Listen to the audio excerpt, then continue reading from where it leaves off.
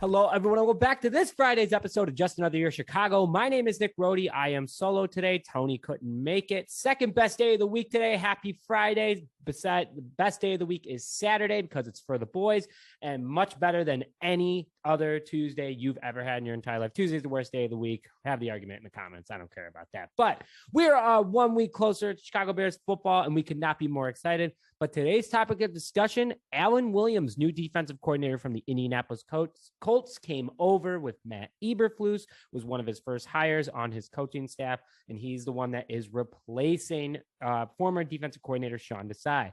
Yep, and Alan Williams is one mean dude to have in your coaching staff. Tough, aggressive guy. He's going to bring a lot of heat this upcoming training camp and for the 2022-2023 season.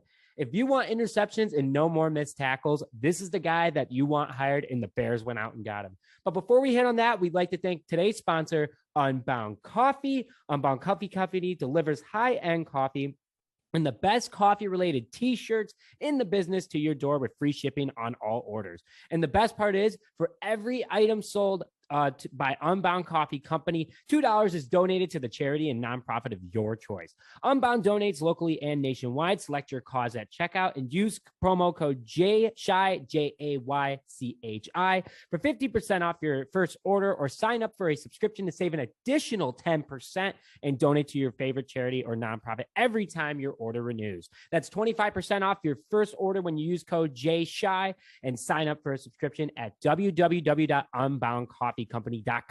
Start living Unbound today. Link in the description. Please go check them out. I'm not wearing the t-shirt today. It's in the wash, but there is so many t-shirts to choose from. And also their coffee is fantastic. Literally, I'm always hyped up. You guys always say, Nick, you talk too fast. Well, guess what? It's because of Unbound Coffee. Just want to put that out there. But let's hit on today's topic of discussion for today, defensive coordinator Alan Williams. Let's hit a little bit about him and why this guy is a very special part of the Bears coaching regime. He is 52 years old, and he has been a coach since 1992, so 30-year anniversary. Congrats to him. Started coaching in the NFL in 2001 for the Tampa Bay Buccaneers, where he was a defensive assistant. Then he went to the Indianapolis Colts as their defensive backs coach from 2002 to 2011. Went to two Super Bowl appearances. He won one of them against who? Not going to say it. Bad memories, but good memories overall. But wish we could go back to the promised land again. Then he went to the Minnesota Vikings as their defensive coordinator from 2012 to 2013, made the playoffs in 2012, where they were ranked 8th in fumbles, 10th in total passing yards allowed. That's a good thing. At least passing yards are allowed, so very good for him. 8th in rushing touchdowns and 7th in rushing yards allowed. Then, after he was done, Leslie Frazier was fired. And usually, as you know, with Matt Nagy, you get rid of your coaching staff.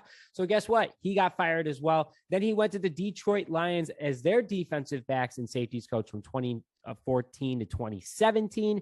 And then he went back to the Indianapolis Colts. Matt Eberflus was like, hey, man, you want to come back here? Get some interceptions and stuff? Absolutely. He became the defensive back and safeties coach from 2018 to 2022, where he worked with Matt Eberflus the entire time. One of the best secondaries in the league over the past few seasons.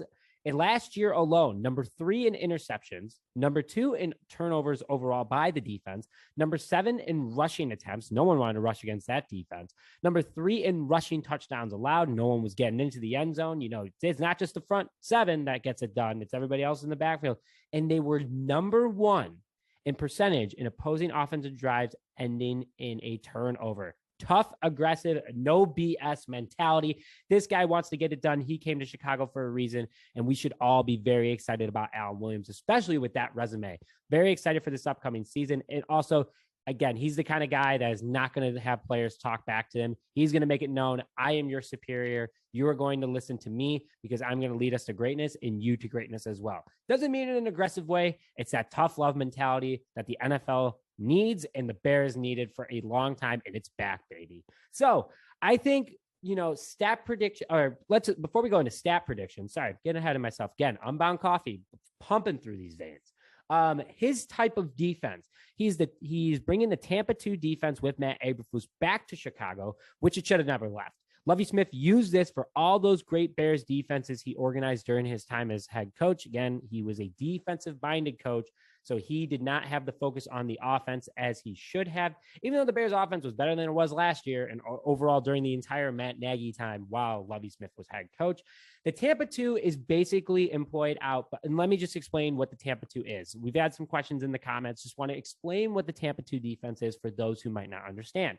So the scheme of the Tampa Two defense is that you have a 4-3 defensive alignment, which consists of 4 linemen, 3 linebackers, 2 cornerbacks, and 2 safeties.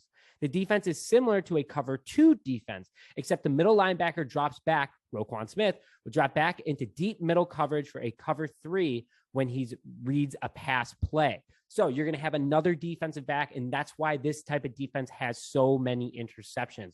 This allows the opportunity to have takeaways, which is why the Colts were number 3 in that category last year. He's also a very, he is a tough dude. And that's why the Tampa Bay defense is so, you need to be tough. You need to take risk in this defense. Mentally, physically, you have to be able to take risk because you might give up a big play, but 9 out of 10 times you are going to be aggressive. The quarterback is going to have less options to pass to. And that is big for this upcoming defense, especially when you have a guy like Roquan Smith at your middle linebacker position. You can play the Tampa Two defensive scheme because you're going to have the ability, the skills, and the mentality in order to take those risks. So again, tough dude. He's going to take risks. I love it. And he's already gained a lot of respect from the defensive guys on this roster. Obviously losing Vic Fangio and Sean Desai, who was another very respected guy by the guys that are still on the roster from last year's roster. That's a good sign. Alan Williams is doing some great things. Check out his interview on Bears.com as well. I checked it out for a little bit. He is a good dude. Alan Williams, good guy, good coach, tough guy, tough coach. You get a little bit of everything. So this is what I'm thinking the predictions are going to be this year for the defense, especially just from a ranking standpoint. I think they're going to be a top 12 defense. I don't think they're going to be top 10. I think so. Top 12, they're going to be 10, 11, or 12. And, if they end up being top 10, great. But 11 or 12 is probably where I'm going to put them at. You lost Khalil Mack. You lost Akeem Hicks. You lost Eddie Goldman. And now potentially losing Robert Quinn, who wants to get traded to a contender. You really only have Eddie Jackson and Roquan Smith as proven Pro Bowlers. And I'm just putting that out there. Pro Bowl type players. Roquan Smith has been snubbed. Just putting that out there. But you have guys on the roster who know what they're doing, can make plays and make an impact. But you lost your big names, the guys that teams plan around. You will not have as big as a front this year. And that's something that Ryan Poles did with his linemen on the offensive and defensive side. He wanted athletic guys. He wanted guys who could still make big plays like Aaron Donald, but they're not weighing it. Aaron Donald's an absolute freak of nature. He's the Hulk. But Akeem Hicks, wasn't the slimmest guy. He didn't have to be, though. He was a monster. He was a little bear. But that's what you have in this current front four group. You have a lot of guys who are athletic and quick, but still large men. There's no doubt about it. And they're not going to be as big. So it's going to be a little rough against running backs, I think, this upcoming season, unfortunately. But I'm hoping for the absolute best. And guys will develop as the season goes on. So it might start off really rough. I'm just being understanding of the rebuild situation that we have here in Chicago. But they will develop over the season. I feel like the second half, the front four will really establish and have a rhythm. You'll know who's making certain types of plays more because this is an entirely new group almost. So very excited about that. But why also a top 12? I've been only talking about the front 7 guys.